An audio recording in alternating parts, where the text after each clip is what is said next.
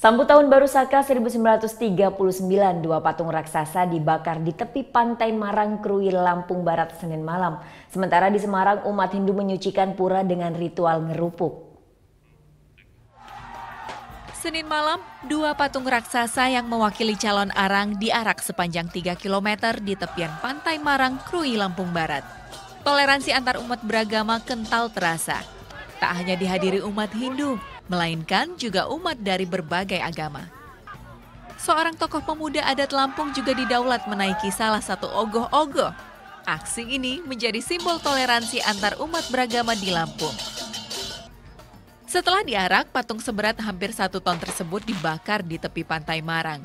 Pembakaran merupakan simbol penyucian manusia dari energi jahat dan negatif. Pembakaran ogoh-ogoh itu dalam rangka kita mensumya, sehingga dalam rangka kita mau melakukan catur berata penyepian, ada sebuah energi negatif supaya dihilangkan, disumya menjadi energi yang positif. Dengan upacara simbol penyucian diri manusia ini, diharapkan hal-hal negatif yang dapat merusak kerukunan dapat dimusnahkan.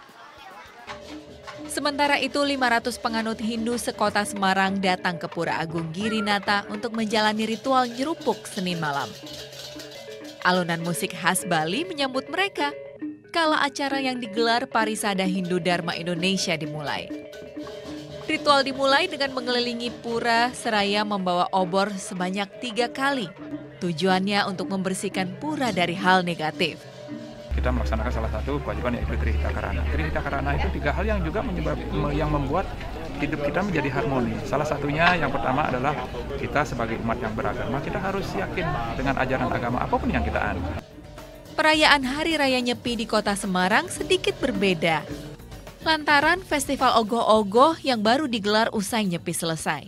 Acara dilanjutkan dengan sembahyang bersama hingga jelang tengah malam. Lewat perayaan Nyepi, diharapkan turut membawa keharmonisan di masyarakat Indonesia. Tim Liputan melaporkan untuk NET.